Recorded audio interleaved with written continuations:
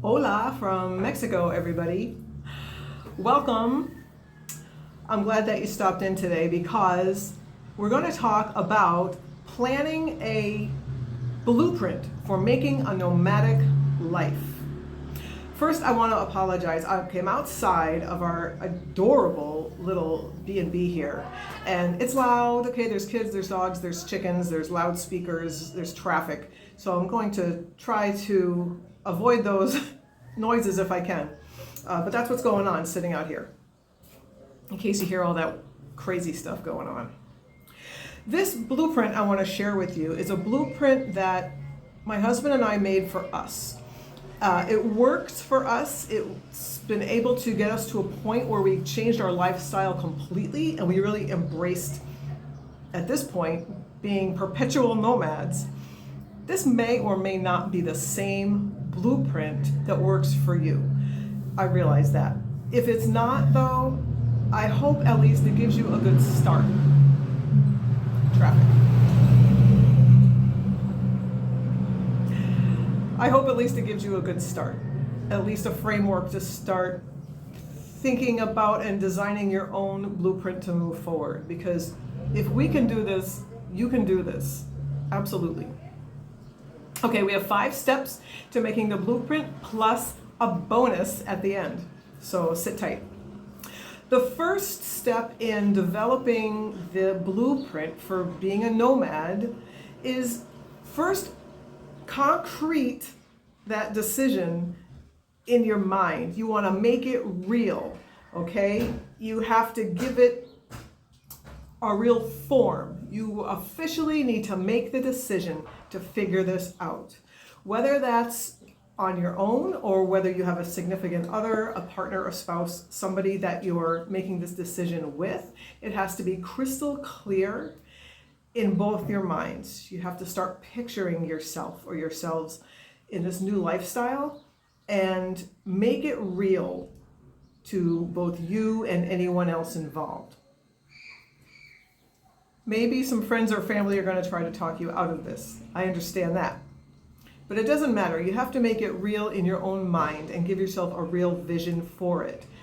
Something that helps to make it really, really real is to give yourself a date, okay? Give yourself a goal, like 6 months, a year and a half, for when you want to achieve this new nomadic lifestyle. And get out a calendar and mark the date and look at it all the time, because then it's real.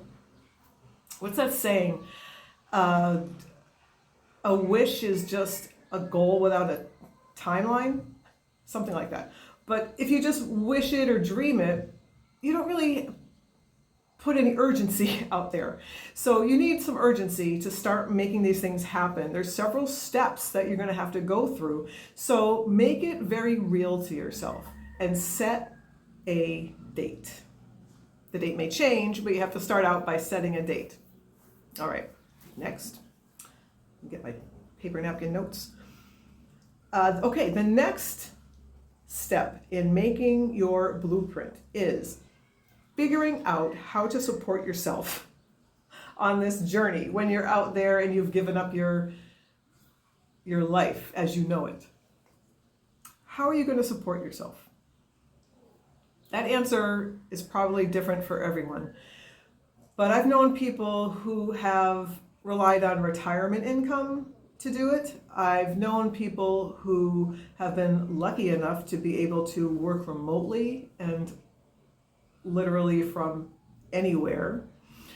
And that in itself poses its own set of challenges, but you certainly have if you have that flexibility to do that, then you already have a great start on embracing a nomadic life, for sure. I've also known people that have done sort of gig work temporarily. So if you have ever used a service like InstaWork or something like that, it'll give you availability of different jobs in your location.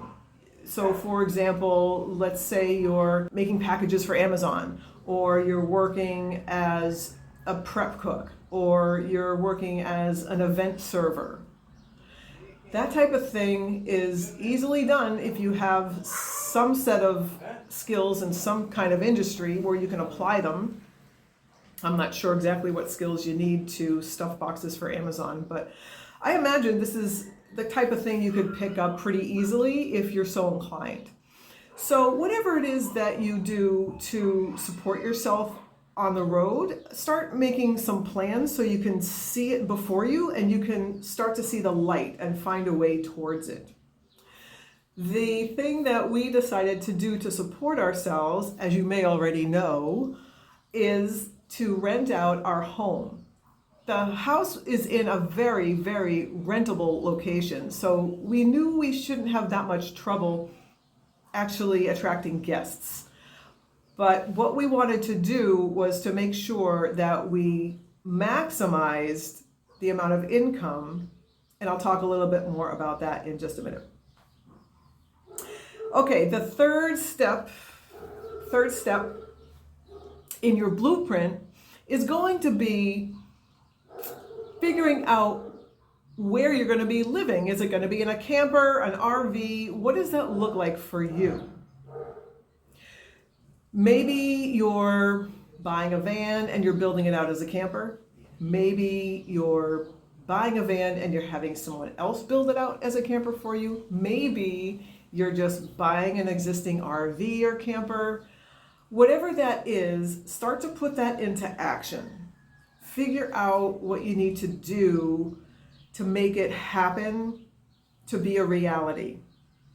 For us, that meant we had to sell a Jeep and a truck and buy the minivan.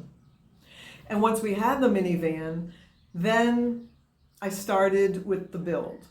If you're interested in what I did to build it out, please feel free to rummage through some of my other videos that explain in detail a lot of the projects involved in the build.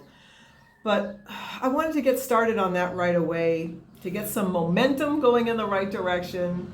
And even though it got built in fits and starts here and there as I had time to do it, in the end it worked out fine.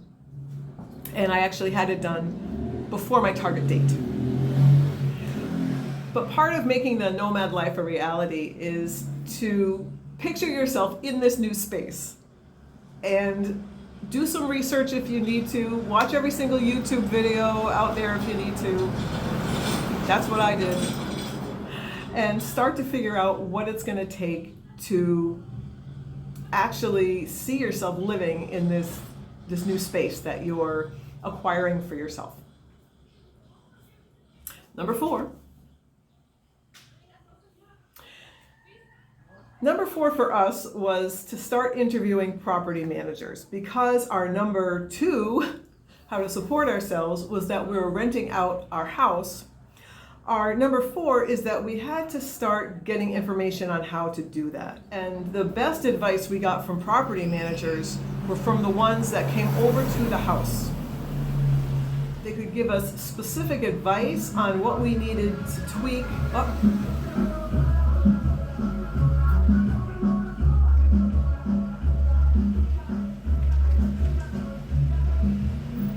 If you can get property managers to come over to your house and give you specific advice regarding what really needs to be changed in your home, not just a general idea, that is so valuable. Doesn't necessarily mean you have to go with that property manager. You're just in the stage of collecting information. You're soaking it all up like a sponge. So that's what we did. We found it to be super helpful to have somebody go through and say, no, don't keep that as an office. Change that into a bedroom. Various things like that. It's really specific to our property. That being said, there are many different types of property managers. They all work at sort of different tiers and levels of service that they're willing to provide. And this alone really deserves its own video. If anybody's interested in learning about the different types of property managers and what type you want to be looking for yourself, let me know. I'll be happy to do a rundown on that. I've interviewed every single type of property manager out there, because that's how I roll. And in terms of managing our home to provide an income for us as a rental, we've done everything you can do. We have managed it ourselves. We have managed it with a reliable local person in place to help us out. We managed it with really bad management, and we've managed it with really great management. So you name it, we've done it. I can't tell you right here and now how to avoid the pitfalls, but if anybody's interested in learning more about the property management end of things and how you get a manager involved in maximizing the income from your home as a rental, just let me know. Okay, the fifth piece of putting together your blueprint for leading a nomadic life is to actually go ahead and transform the house if you're doing your house as a rental. This is a huge project, of course, and once you get all the information you need in order to do it, you just need to actually start the process of rolling up your sleeves and digging in. Maybe it means buying new furniture and getting rid of old furniture. Maybe it means stripping down. Maybe it means bulking up on some things. There's just going to be a lot of changes. The house that you call a home is not the same house you're going to rent out to guests. Think of it as transforming it from your home into more like a hotel suite. It really isn't a place where you flop anymore and you just collect all your stuff. It's really a product that you're marketing to guests. And that's exactly what it is. You're marketing it to guests. And hopefully these guests are paying you enough so that you can support yourself in your new nomadic life. We learned a lot about transforming our house, not just into a rental, but into the rental that's going to command enough money from guests so it will support our nomadic lifestyle. So there's a difference there. You don't want to make just enough changes to get it to the point where you can rent it. You want to make all the changes you need to get to the point where you're going to rent it for enough money and you're going to rent it as often as you need in order to support your new lifestyle. So that's a big difference right there. So those are 5 major steps in designing your blueprint for a nomadic life. Bonus. And this is, I think, a big one. This is an overall umbrella for the whole blueprint process. Always be open to giving yourself the opportunity to change your mind.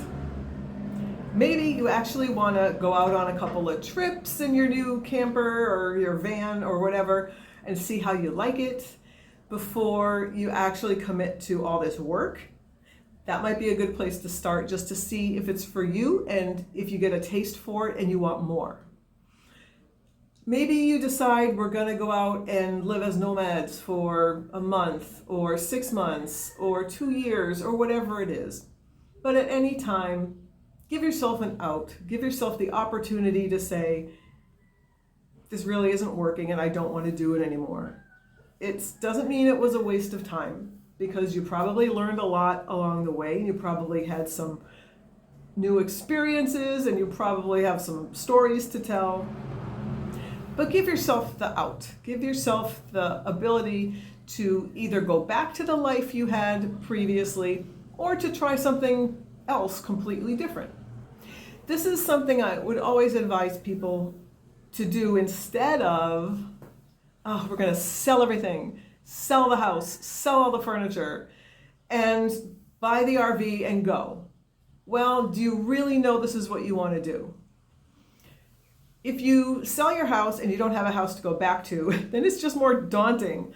So give yourself the chance. You can always sell your house in a year or 6 months or whatever, but give yourself some time to make that decision and give yourself the chance to forgive yourself for picking something that wasn't the perfect thing for you at the time.